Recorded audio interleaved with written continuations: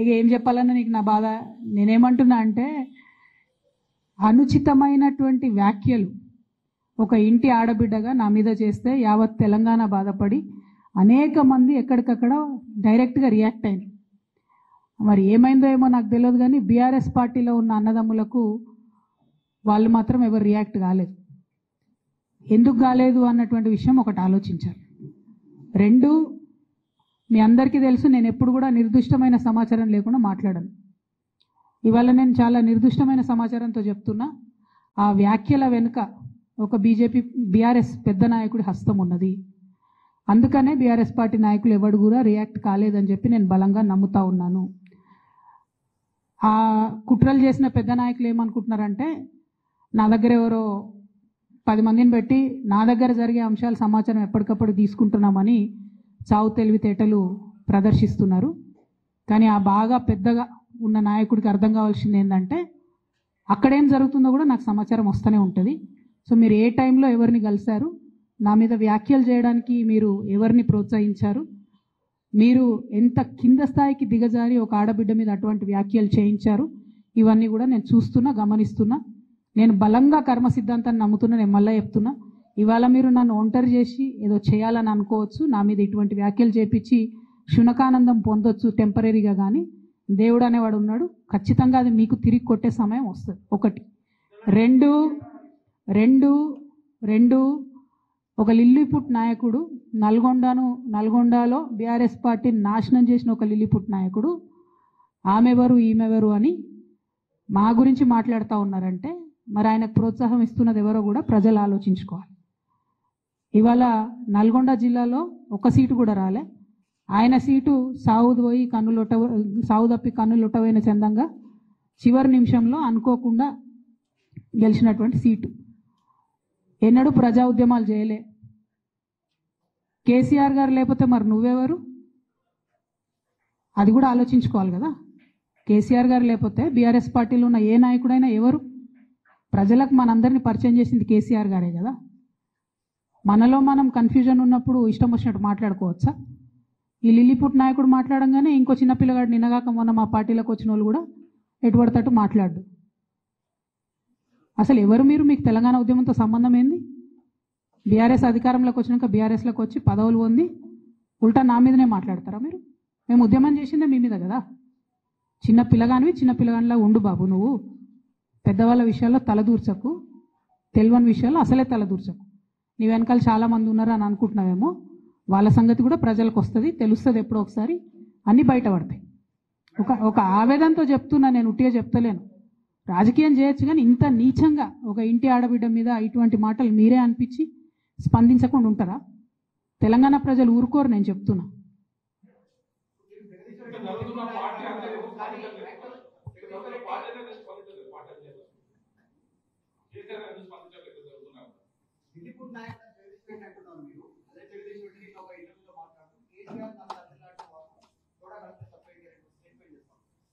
నేనేమంటున్నా, కేసీఆర్ గారు నాకు తండ్రి.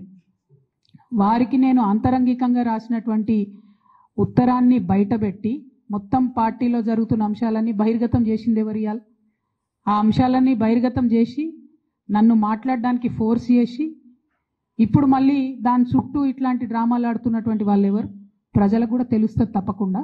కానీ ఒక మన పార్టీకి సంబంధం లేని, బీఆర్ఎస్ పార్టీకి సంబంధం లేనటువంటి వ్యక్తి చేత మన పార్టీ నాయకులే ఊతమిచ్చి నా మీద ఆ వ్యాఖ్యలు చేయించారనడానికి నా దగ్గర వందలాది ఆధారాలు ఉన్నాయి.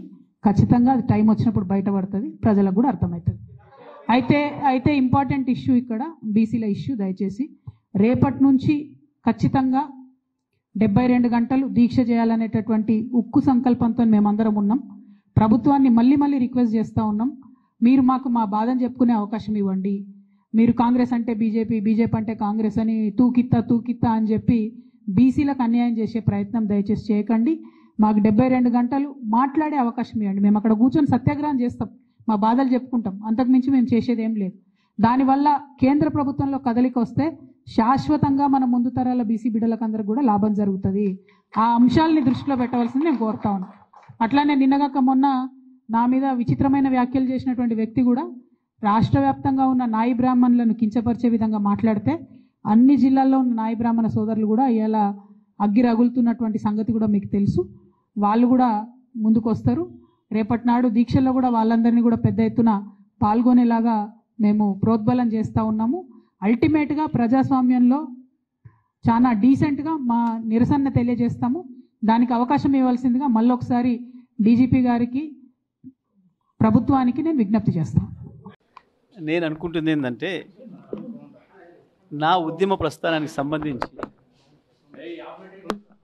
వారికి ఉన్న జ్ఞానం కానీ వారి జ్ఞానానికి నా జోహార్లు. ప్రస్థానానికి సంబంధించి వారికి ఉన్న జ్ఞానం గదే అని చెప్పి నేను భావిస్తా ఉన్నా. ఇక రెండో విషయం ఏమంటారా,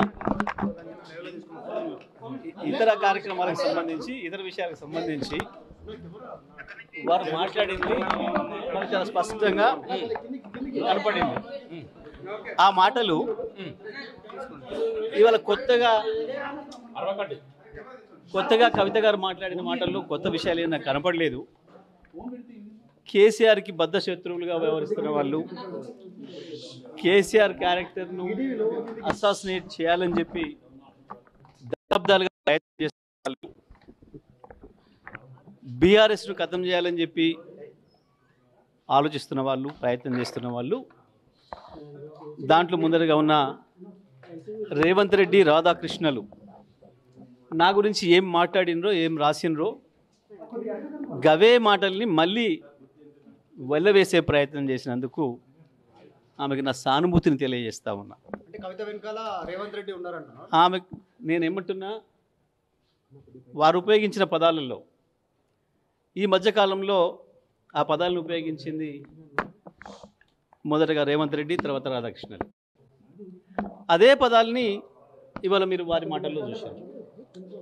మీకు స్పష్టంగా కనబడుతుంది కేసీఆర్ శత్రువుల చేతుల్లో వాళ్ళు మాట్లాడుతున్న ఆయుధాలని, వాళ్ళు మాట్లాడుతున్న మాటల్ని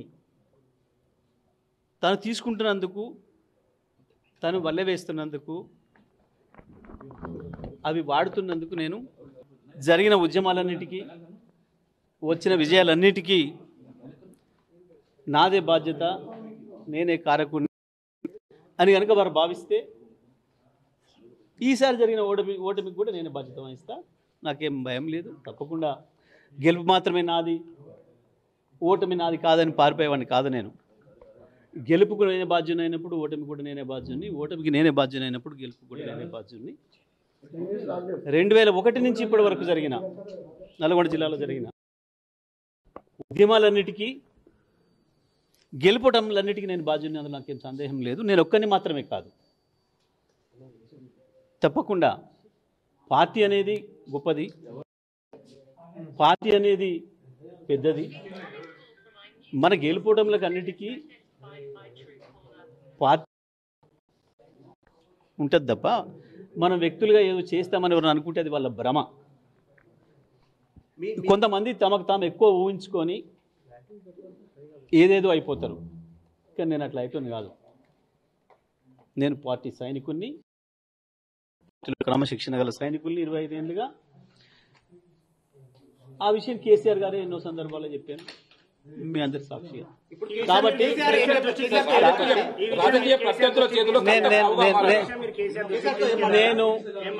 నేను కేసీఆర్ గారిని ఈ మధ్యకాలంలో దాదాపు ఒక 50 సార్లు కలిసిన, 15-20 రోజులు పూర్తి కాలం గడిపిన.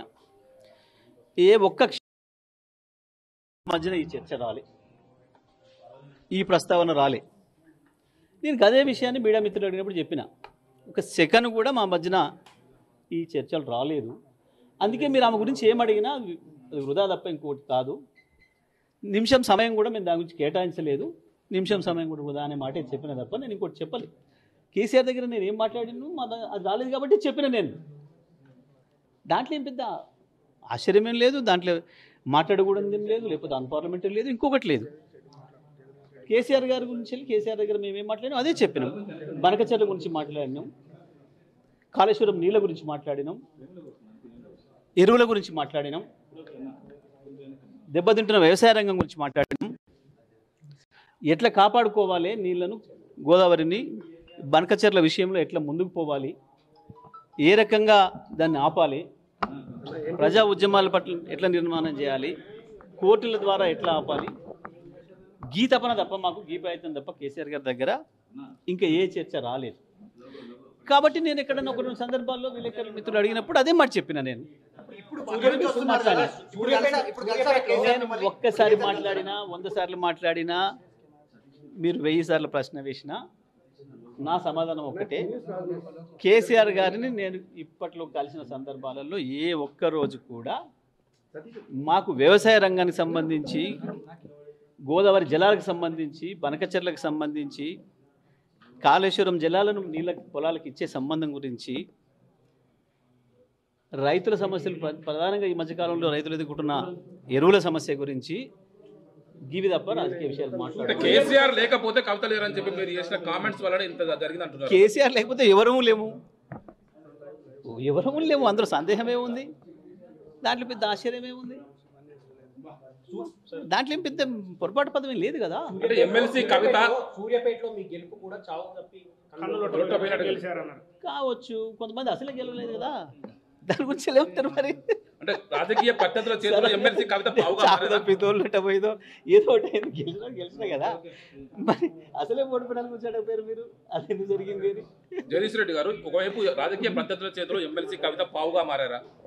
నేనేమంటున్నా, నేను చాలా క్లియర్గా చెప్పిన, నా ట్వీట్లోనే చెప్పిన, వాస్తవానికి మీకు ఈ శ్రమ లేకుండా.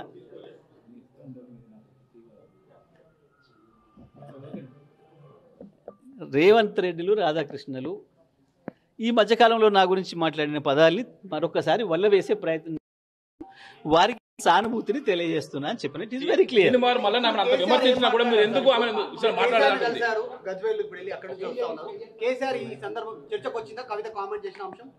నేను చెప్పినది ఈ రోజే కాదు, ఏ రోజు కూడా ఆ అంశం మా మధ్య చర్చకు రాలేదు. నేను ఇదే విషయాన్ని చెప్పిన.